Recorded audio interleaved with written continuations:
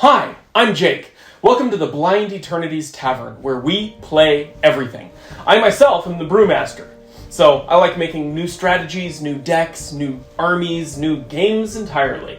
But there's a few of us around here that cover pretty much every aspect of gaming. Today, we're going to be taking a step back and looking at some classic kitchen table magic. If any of that sounds interesting to you, pull up a chair, have a seat at the table. And whether you're a button mash hack and slash controller bash or a meeple moving mastermind of maps, mats, and minis, if you ruffle at the awful riffle shuffle scuffle, or if you're a click clack pick attack number ball luck sack, we're all here for the same reason. I'm Jake. Let's talk games.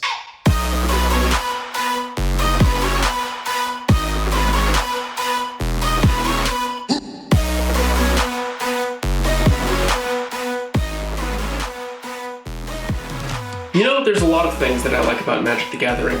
Probably one of my favorite aspects of the game is the way that it handles card types and subtypes. See, when you have a game like Yu-Gi-Oh!, where every deck is built around a specific archetype, and you need to use cards with specific words in the name and specific structures and abilities, it can feel a little restrictive. You can't mix and match very well. There's some overlap, as an example, in Utopia. There's subtypes. Some things care about specifically number 39 Utopia, some care about just Utopia cards, and others care about just kind of force, rank 4 Xyz monsters. But in Magic the Gathering, cards have less specificity and more specificity, right? Take Chainer Dementia Master. This card cares about nightmares. Right? All nightmares get +1/+1. But on top of that, see, he has an ability that allows you to take creatures from graveyards and bring them into play and turn them into nightmares and then give them +1/+1. And so realistically, if you were running a deck with Chainer, you might have some nightmares in there, but it's not a prerequisite. And that's true of a lot of cards in Magic. You don't need specifically named cards. As long as they have that creature type or a way to give that creature type, that's all that matters. So today I'd like to take a moment to look through some of my decks that have my favorite creature types in the game. So let's go ahead and start off. I'm going to show you a deck that is my personal pet deck, my favorite creature type. Oh, I mean, okay. Yeah, technically, sure.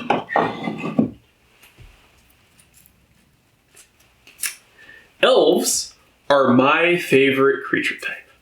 Over the years, I've probably built hundreds of elf decks, ranging from standard, competitive decks to EDH to everything in between.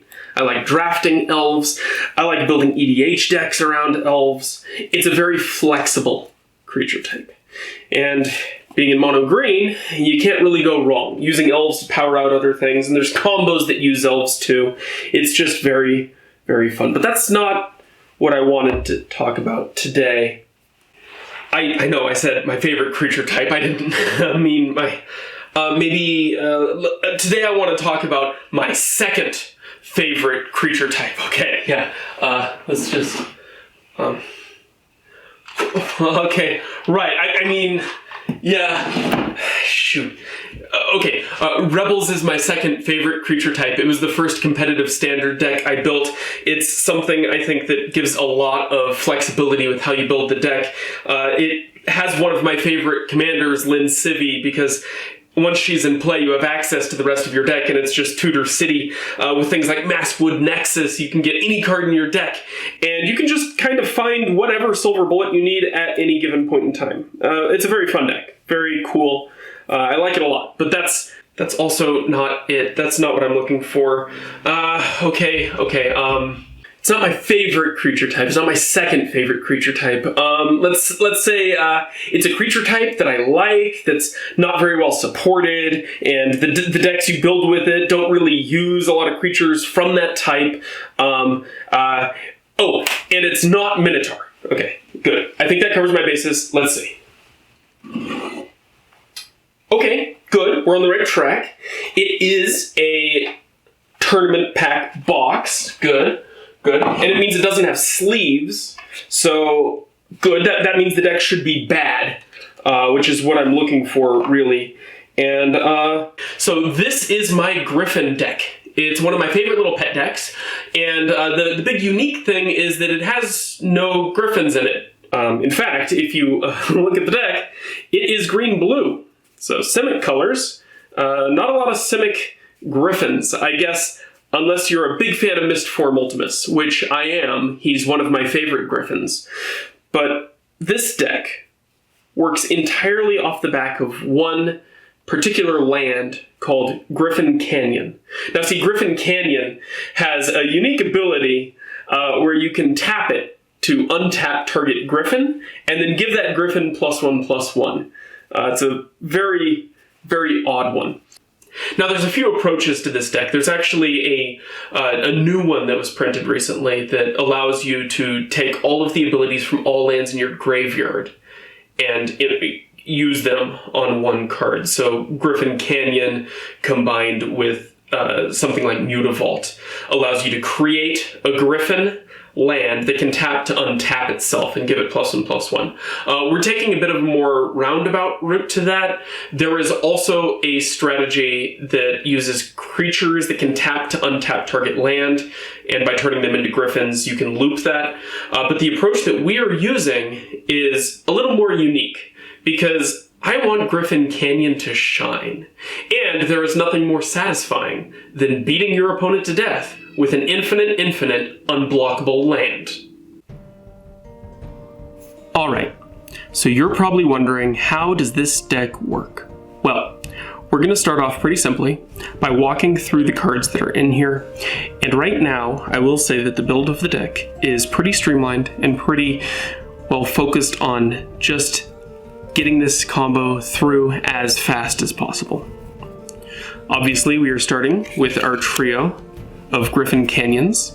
We only really want to see one of these over the course of the game, and it will instantly win us the game if we have a chance to attack with it. An alternative to playing it naturally is to use a crop rotation. I'm running a trio of those as well. Now, crop rotation is neat because it's an instant, which means at the end of your opponent's turn, you can throw in a crop rotation, grab the Griffin Canyon, and go off immediately on your turn without having to wait for summoning sickness. A slight rules complication here is that if you play the Griffin Canyon on your turn and then turn it into a creature, it will still have summoning sickness because it came into play this turn. Crop rotation can get around that. Okay, so now we move on to the combo itself. The first step is to turn this land into a creature. A few fun ways of doing that. We have Vivify, turns it into a 3/3 creature and draws you a card. We have Life Spark Spellbomb, turns it into a 3/3 creature or draws you a card. And then we have Hydroform, which turns it into a 3/3 creature and gives it flying. Now, between these cards, we should be able to activate this Griffin Canyon when we draw into it. The one thing I will say about playing this deck, don't be afraid to use these cards to animate your other lands when relevant. A lot of them can be used as instants, so you have good blockers, good attackers, and because we are running 8 possible copies of those, we can actually get through lethal damage off the back of just attacking with the creatures that we animate. Okay. Now that we have it as a creature, we need a way to actually turn it into a griffin. There's a couple ways in the deck of doing that. The first is going to be Image Crafter. Now, Image Crafter is a 1-mana 1/1, so you can get it out fairly early. And he taps to give target creature any creature type you want, other than legendary or wall. That's been errated. But this means that we can take our walking, flying Griffin Canyon and turn it into a walking, flying Griffin Canyon, which is super important. Finally, we have Trickery Charm, which does everything we need to do in this deck, except turn a land into a creature. So you can give a creature flying, you can turn a creature into the creature type of your choice, or you can rearrange the top 4 cards of your library. Now that's really handy because we want to do all of those things. If you have something that can turn your land into a griffin, this can give it flying. If you have something that just turns it into a land with flying, this can give it griffin. It can do everything that you need it to do on one card, so this is really critical. And finally, to close out the deck, we have a few cards that allow us to cantrip. Draw a card. This bounces a creature and draws a card. This is a creature and draws a card. This is whatever you need it to be that's gone. So anything in your graveyard, you can pull it back to your hand. You'll notice that a lot of these cards are fairly cheap and old. I haven't visited this in a while. I think you could probably streamline this into a fairly efficient deck, and you could probably target a turn 3 or turn 4 win uninterrupted if you want to go that direction. Right now it's sitting as just kind of a fun, mid-tier, casual, catch your opponent by surprise and really annoy the heck out of them.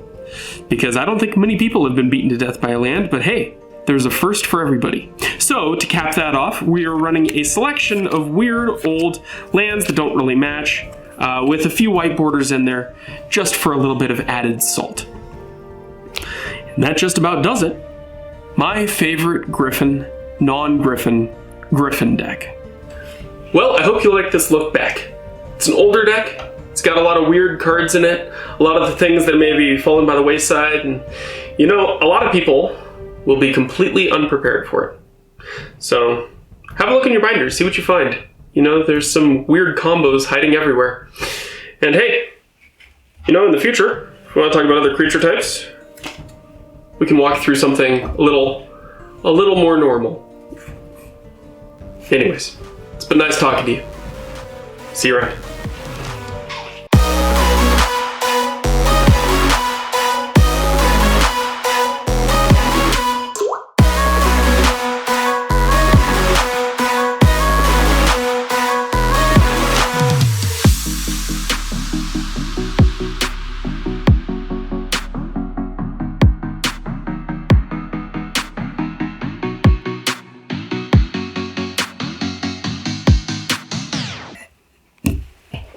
Because everyone knows, when you build a deck like this, you should play it unsleeved. And when it comes time for a game, well, you know what to do.